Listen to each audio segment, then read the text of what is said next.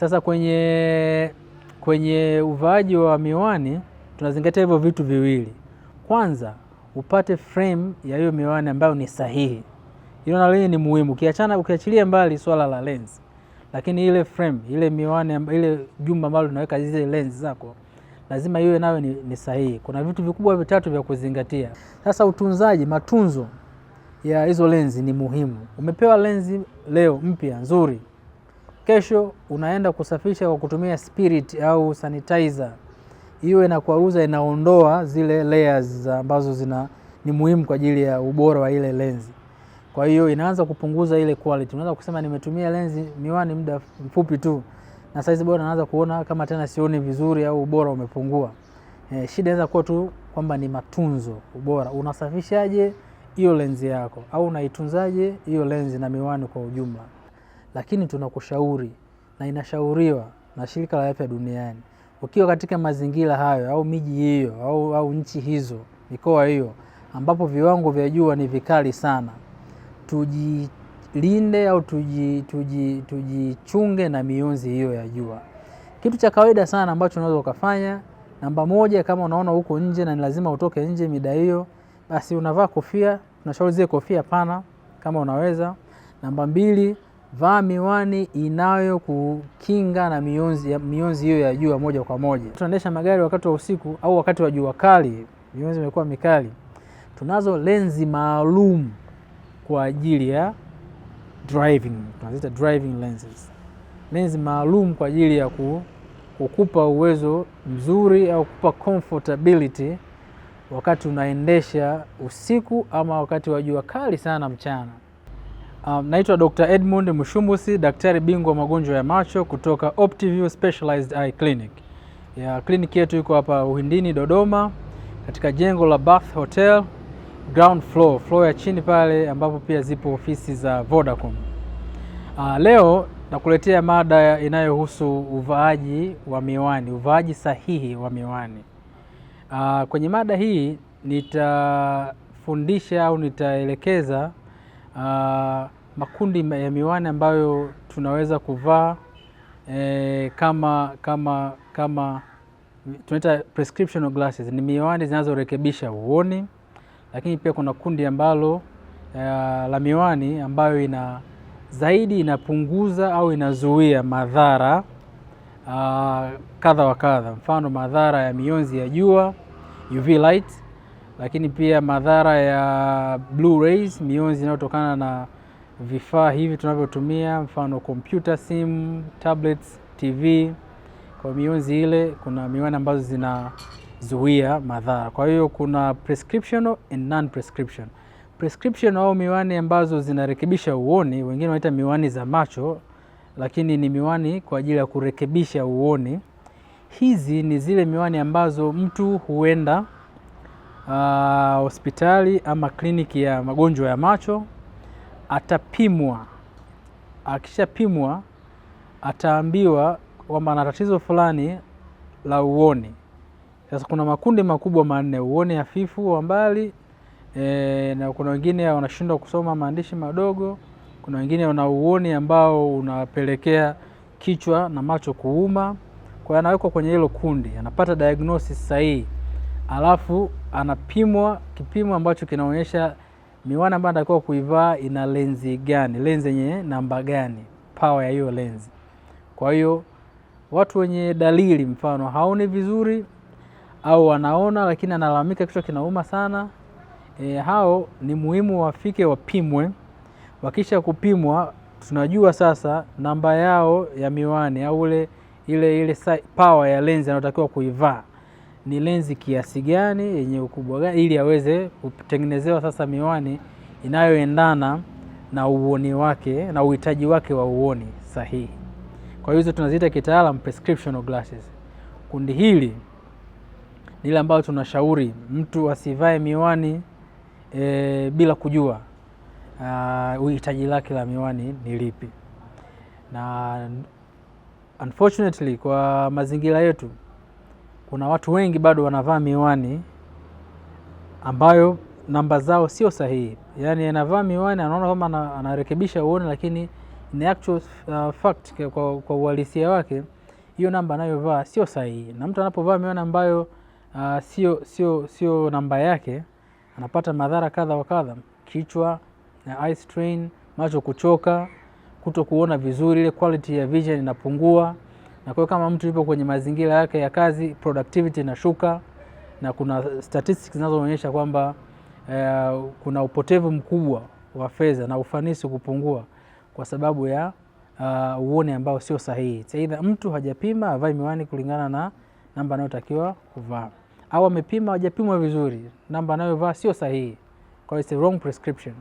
Kwa hiyo kwa kusummarize, miwani au somo letu la leo ambalo nasema uvaaji sahihi wa miwani, tumegawa kwenye makundi mawili. Kundi la kwanza ambao lazima tupime tujue miwani namba gani inayorekebisha uoni wa mtu kwa kulingana na mtu na uhitaji wake. Na pia usivae miwani ya mwenzako, ya mtu mwingine, kwamba ukivaa hiyo unaona vizuri. Ile ni lenzi ya huyo mtu aliyepima, na wewe hitaji lako ni tofauti na huyo mtu. Kwa hiyo tukupime ili tuweze kujua namba ni ipi, tunakupa miwani sahihi. Hapo tunazungumzia sana lens ya ile miwani, kwa sababu kwenye miwani pia kuna vitu viwili, kuna hiyo lens, lakini pia kuna ile jumba, ile tunaita eye frame ile yenyewe. Kwa hiyo mtu anaweza kuchagua frame, lakini amepimwa lens yake, prescription inajulikana, ndio inaenda kuwekwa kwenye ile frame. Sasa kwenye uvaaji wa miwani tunazingatia hivyo vitu viwili. Kwanza, upate frame ya hiyo miwani ambayo ni sahihi. Hilo nalo ni muhimu. Ukiachilia mbali swala la lens, lakini ile frame, ile miwani, ile jumba ambalo unaweka zile lens zako, lazima iwe nayo ni sahihi. Kuna vitu vikubwa vitatu vya kuzingatia. Kitu cha kwanza, unapoenda kuchagua, umepimwa, unataka uchague sasa miwani ile ya kuwekea lenzi zako sahihi. Kitu kubwa cha kwanza ni kuangalia comfort na proper fit. Yaani unapoivaa hiyo miwani ikupe comfort, tunaweza kusemaje? Yaani uivae sikupe maumivu, sikukandamize, iwe ni size yako sahihi. Na hapo naangalia sehemu kubwa tatu. Moja ni kwenye sehemu ya pua, kwenye mkunjo huo wa pua. Kwenye nose bridge. Unakuta mtu amevaa miwani ni nyembamba, kwa hiyo inakandamiza kwenye ile sehemu ya mfupa wa pua, kwenye nose bridge tunaita. Kama iko nyembamba lakini pua yako ni nene, ni pana, kwa kunakuwa na kitu tunaita pressure points, itakuwa inakukandamiza. Ikukandamiza na kuletea maumivu, hutakuwa comfortable. Hiyo miwani utaivaa vizuri. Kwa jambo la kwanza, mtaalamu anayekushauri au kutafutia miwani lazima aangalie hiyo frame unayochagua. Sio limradi tu ni nzuri, inavutia kwa macho, lakini cha kwanza tumesema comfort, inakaa vizuri kwenye hizo sehemu, kwenye pua, lakini sehemu ya pili ni kwenye masikio, nyuma ya masikio huko. Ukichagua miwani ambayo sio proper fit na sio size yako vizuri, itakuwa inakukandamiza hapa, lakini pia inakukandamiza huko kwenye sehemu ya nyuma ya masikio. Hiyo miwani hautaivaa vizuri, itakuumiza. Utakuwa mtu anavaa miwani anasema nikivaa nasikia naumia kichwa, kwa sababu kutakuwa na hizo pressure points. Kwa hiyo hivyo vitu vingi. Lakini kitu kingine kikubwa ni kuangalia style, face shape, yani umbile lako la uso na aina ya miwani unayotakiwa kuvaa, na venyewe pia vina mata zaidi. Kwa hiyo mtaalamu anayekutafutia au anakushauri kuvaa miwani anatakiwa azingatie hivyo vitu. Kwa sio tu kwamba lenzi sawa, umeshapimwa tumejua, lakini mbili, je, unavaa aina gani ya frame? Imekukaa vizuri, kwa maana zile sehemu unayotakiwa ile frame ikae imeset pale vizuri, haikukandamizi kukuletea pressure points. Lakini kwenye masikio huko nyuma pia, je, haikukandamizi kukuletea shida ya kichwa? Na afu ukiwa kama sio proper fit, utaiona miwani mtu anavaa kila mara anaipandisha. Yaani unaivaa baada mfano inashuka hapo, baada mfano unaipandisha tena. Ukiona umechagua miwani namna hiyo, maana yake that was a wrong selection of the frames. Kwa hiyo uchague frame ambayo moja, ukiivaa unakuwa comfortable, lakini inakuwa ni proper fit. Ni kama mtu amevaa kiatu oversize au kiatu kinachokubana sana, hapo ndako ufanye nacho jogging, lazima baada ya muda fulani utasikia miguu inauma na kadhalika. Na miwani ni hivyo hivyo, lazima kutafuta miwani ambayo frame ambayo itakukaa vizuri kwenye sehemu ya pua, itakukaa vizuri kwenye sehemu ya masikio. Lakini mtaalamu atakushauri kulingana na umbile la uso, aina fulani ya frame ndio ambayo itakufaa. Sasa tuzungumzie kuhusu uhitaji au uvaaji wa miwani ambayo sio prescription, so lazima iwe inarekebisha uoni, lakini pia umuhimu wa kuzivaa aina hizo za miwani kwa sababu ya kulinda afya ya macho. Jambo la kwanza, sisi nchi yetu ipo katika nchi zile ambazo zipo karibu sana na mstari wa equator. Kwa maana hiyo nchi yetu pia ipo mionzi ya jua, tunaita UV light. Exposure ya mionzi ya jua ni kubwa. Kwa hiyo kuwepo tu katika nchi zetu kama hizi, Tanzania, East Africa kwa ujumla, baadhi ya nchi za Asia, Uarabuni, mionzi ya jua ni mikali.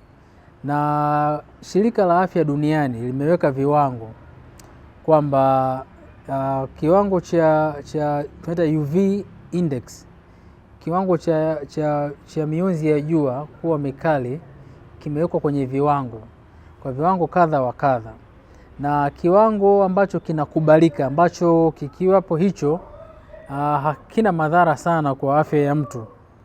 Hapa sasa tunazungumzia madhara ya ujumla. Kuna masuala ya mtu kupata kansa ya ngozi, masuala ya mtu kupata matatizo ya macho mbalimbali ambayo nitakuja kuyazungumzia kwa kina. Kwa hiyo kuna viwango ambavyo vinakubalika, na viwango hivyo ni kati ya 2 mpaka 5. Hiyo ni index ambayo inakubalika na Shirika la Afya Duniani. Sasa nchi yetu, miji mingi, mfano nikianza na hapa tulipo sisi Dodoma, index yetu UV light index, kiwango kile cha mionzi ya jua kiko zaidi, kuna mida inakuwa zaidi ya 11. Kwa hiyo ni extreme, yani ni mionzi ya jua ambayo ni mikali sana. Na hasa kipindi kile cha kiangazi, kipindi ambacho kunakuwa na clear sky, kipindi ambacho kunakuwa hakuna mawingu, ni kipindi kirefu. Mfano Dodoma kipindi kirefu sana unakuwa kwenye mazingira hayo ya kwamba hakuna mawingu ya kupoza ile mionzi ya jua, na kipindi kirefu sana cha kiangazi. Kipindi hicho mionzi ya jua inakuwa mikali mno kuzidi kile kiwango ambacho kinakuwa recommended na Shirika la Afya Duniani.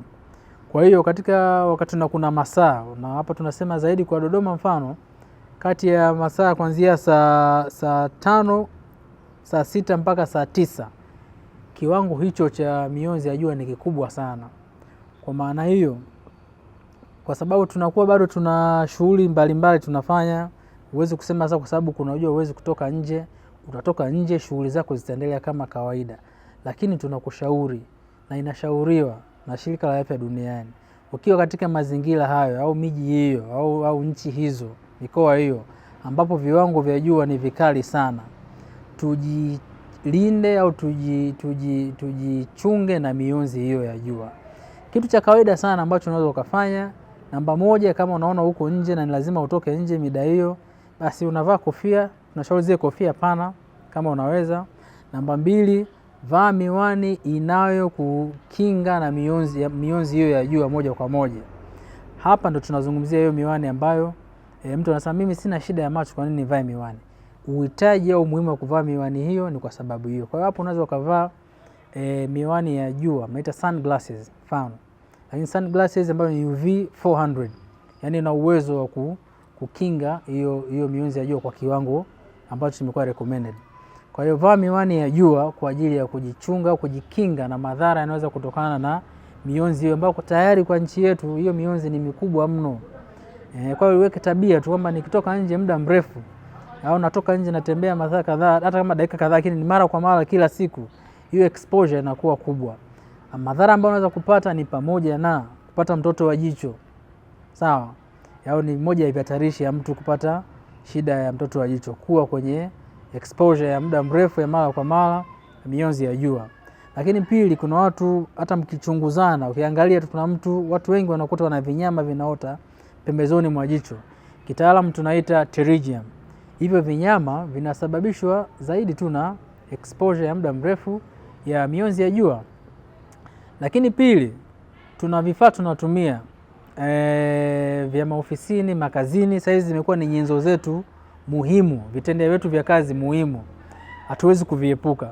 Vifaa hivyo ni pamoja na matumizi ya kompyuta, simu. Sasa hivi tunalala mpaka na simu mitandani na kadhalika. Vifaa vyote hivyo pia vinatoa mionzi hiyo ya UV light, lakini kwa kiwango cha kawaida.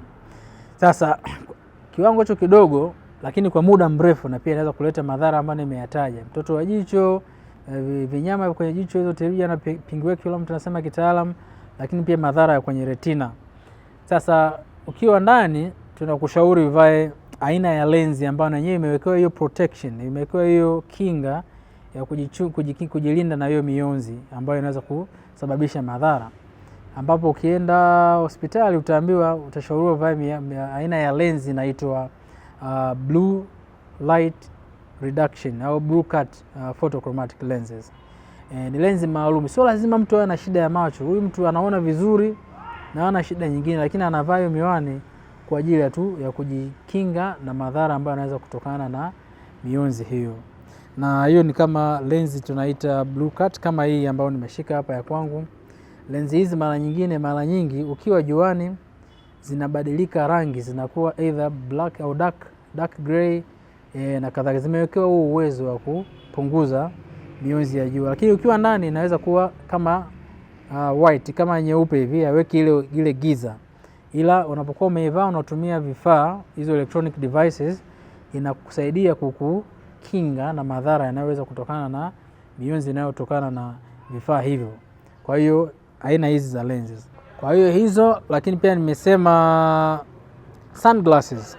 Sunglasses ziko za aina nyingi, lakini zinazokuwa recommended ni zile ambazo zimeandikwa UV 400. Hizo au polarized pia. Polarized sunglasses pamoja na kujikinga na mionzi, lakini yenyewe pia inapunguza reflections. Na zaidi hapa ni kwa watu wa nchi zetu ambazo wako kwenye nini tunasema theluji. Nchi ambazo kipindi cha baridi kali theluji inadondoka, kwa zile reflections zinazotoka kwenye zile theluji na nyingine zinaweza kuathiri macho. Kwa hiyo polarized sunglasses inapunguza hiyo. Lakini kama uko nje, uko beach, uko vacation, kwenye mazingira hayo, mchanga mweupe, miale ya jua inakuwa mikali pale, unavaa miwani ambayo inaitwa polarized sunglasses. Ina uwezo huo wa kupunguza both hiyo mionzi ya jua, lakini pia na reflections, ile miale ya mwanga kurudi kupiga kwenye macho. Kwa hiyo polarized sunglasses. Kwa hizo ni makundi ya miwani ambayo mtu ushauriwa kuvaa kwa ajili ya kujikinga na madhara ambayo definitely yanawapata watu ambao muda mwingi wanafanya kazi outdoors, jua mara kwa mara, lakini wale ambao wanatumia office workers ambao wanatumia computers na simu mara kwa mara, pia hizi miwani ambazo tunaita blue light blue light reduction zinasaidia kupunguza madhara hayo. Sawa, upande mwingine ni upande wa utunzaji wa lenzi na miwani. Unaweza kuwa umepima vizuri kabisa, lenzi umepewa lenzi nzuri kabisa, lakini ile lenzi inatakiwa kuendelea kuwa kwenye ubora wake ili iweze kukupa matokeo sahihi. Lenzi imewekwa kwenye au imetengenezwa katika mazingira ambayo yanawekwa layers kadha wa kadha, coatings. Na kila coating inakuwa na maana yake. Kila coating ya kwenye lenzi imewekwa kwa ajili ya either kupunguza kile kitu ambacho kimekuwa intended. Kama ni mionzi ya blue, inawekwa coating yake. Kama ni anti scratching, mambo isiwe na korozika haraka, kuna kitu kinawekwa pale. Sasa matunzo ya hizo lenzi ni muhimu. Umepewa lenzi leo mpya nzuri, kesho unaenda kusafisha kwa kutumia spirit au sanitizer. Hiyo inakwaruza, inaondoa zile layers ambazo ni muhimu kwa ajili ya ubora wa ile lenzi. Kwa hiyo inaanza kupunguza ile quality. Unaweza kusema nimetumia lenzi miwani muda mfupi tu, na saizi bora naanza kuona kama tena sioni vizuri au ubora umepungua. Shida inaweza kuwa tu kwamba ni matunzo, ubora. Unasafishaje hiyo lenzi yako, au unaitunzaje hiyo lenzi na miwani kwa ujumla? Sisi tunakushauri, kwa mfano ukija kliniki ya Optiview tutakupa elimu nzuri ya namna ya kuikea ile lenzi. Namba moja, unatakiwa uifute lenzi yako kwa kutumia kitambaa laini, soft cloth, ambayo huwa tunakupatia. Na kwa pale kwetu kwa mfano tunatoa bure kabisa. Hata kama uipoteza, njoo tena tutakupa nyingine bure. Usifute lenzi yako kwa kutumia shati. shati au sijui suruali, kitambaa kigumu, lenzi na kitambaa chake maalum soft close kwa ajili ya kusafisha. Pia usisafishe kwa kutumia kemikali. Hapa nazungumzia kemikali aina yoyote. Unaweza kuosha na sabuni ya unga, ni chemicals, ni kali. Mtu anasafisha na sanitizer au anasafisha na spirit. Zote hizo ni chemicals ambazo zinakuwa harsh kwenye ile lenzi. The moment unafanya hivyo, lenzi yako inaondoka kwenye ubora wake. Na tukumbuke jamani, miwani hizi au hizi lenzi ni gharama. Kwa hiyo ili pia kuepuka gharama za mara kwa mara zinazojirudia na kutunza ubora wa ile prescription uliyopewa, ni muhimu matunzo au utunzaji wa hiyo lenzi uzingatiwe kulingana na maelekezo ya wataalamu. Namba moja tumesema usifute vyovyote au tissue ni mbao ile. Kwa hiyo unaweza kuona ni laini, lakini actually ina uwezo wa kuscratch lenzi yako. Lenzi yako ni very soft. Lenzi yako ni very delicate. Inahitaji kufutwa na kile kitambaa laini. Lakini pia kwa baadhi ya sehemu kama pale Optiview watakupa lens cleaner ambayo sio kemikali ngumu, ni maji ambayo yamethibitika yana uwezo wa kusafisha lenzi bila kusababisha madhara yoyote. Lens cleaner ambao una spray, unafuta na kitambaa chake. Lakini pia utunzaji tu wa kawaida, ukivua miwani yako iweke kwenye kasha yake. Usivue ukaiacha kwenye surface, kwenye rough surfaces. Lenzi kishaweka scratch, uweze kuifuta ikatoka. Inaondoa tu ule ubora ambao ulikuwa nao pale mwanzoni. Kwa matunzo sahihi ya lenzi, ivae pale unapoivaa machoni, iweke kwenye kasha yake uliopewa. Imechafuka bahati mbaya, isafishe kwa njia ama taratibu ambazo tumetoka kuzielekeza hapo sasa hivi. Lakini pale Optiview Specialized Eye Clinic tunasafisha pia hizo lenzi sana kwa kina mama. Unakuta lenzi yake imeweka makeups, mafuta, kwa hiyo hata akisafisha unakuta haisafishiki vizuri. Sisi tunasafisha kwa kifaa kinaitwa supersonic lens cleaner, ultrasonic lens cleaner. Kwa hiyo unaweza ukafika pale ukaomba tu, huduma ni bure. Lenzi yako ambayo imeweka mafuta isafishiki mara kwa mara vizuri, njoo pale tunakuweka kwenye hiyo mashine, inasafisha vizuri kabisa. Kuanzia hapo utaendelea kuwa unasafisha mwenyewe kwa njia hizo sahihi ambazo tumezielekeza. Kwenye kundi la prescription glasses, kundi la miwani ambalo mtu hupewa au hutumia kwa sababu ya kurekebisha uoni wake. Kundi la kwanza ni lile ambalo mtu haoni mbali vizuri. Sawa? Short sighted, myopia. Kwa hiyo atavaa miwani ili aweze kuona kule mbali vizuri. Sawa? Kundi la pili ni kundi la watu wazima ambao wamefikisha umri kuanzia miaka 40. Kundi hilo mtu atapewa miwani, ataambiwa ni kwa ajili ya kusomea. Inaitwa kitaalamu reading glasses. Sasa ukipewa reading glasses, miwani ya kusomea, maana yake ni kwamba pale unapohitaji kusoma, na kusoma ni umbali usiozidi sentimita 50. Pale unapohitaji kusoma maandishi madogo ya karibu na hauoni vizuri, ndipo ambapo utachukua ile miwani na kuivaa kwa ajili ya kusoma. Sasa matumizi sahihi maana yake ni nini? Matumizi sahihi ni kwamba utumie hiyo miwani ya kusomea kwa ajili ya kusomea tu. Kama usije ukachukua miwani ya kusomea ukatembea nayo kule nje. Kwa sababu kwanza the moment you do that, utaona tu kwamba uoni umeanza kuwa hafifu. Mbona nikivaa, mtu anamwambia, mbona sasa nikivaa hii miwani kule mbali sioni? Hiyo miwani sio kwa ajili ya kuonea kule mbali. Matumizi sahihi yake ni kwamba unaivaa pale unapotaka kusoma. Na kundi hilo ni wale watu ambao umri umeanza kusogea, ni kuanzia miaka 40 kuendelea mbele, ndio watu tunawapa miwani hiyo ya kusomea. Lakini endapo utahitaji miwani ambayo itakuwezesha kusoma na kuona mbali kwa wakati mmoja, utashauriwa ama utapewa aina ya lenses zinaitwa progressive lenses au bifocal lenses. Tafsiri yake ni kwamba unapewa lenzi ambayo imegawanywa kwenye mafungu kadhaa.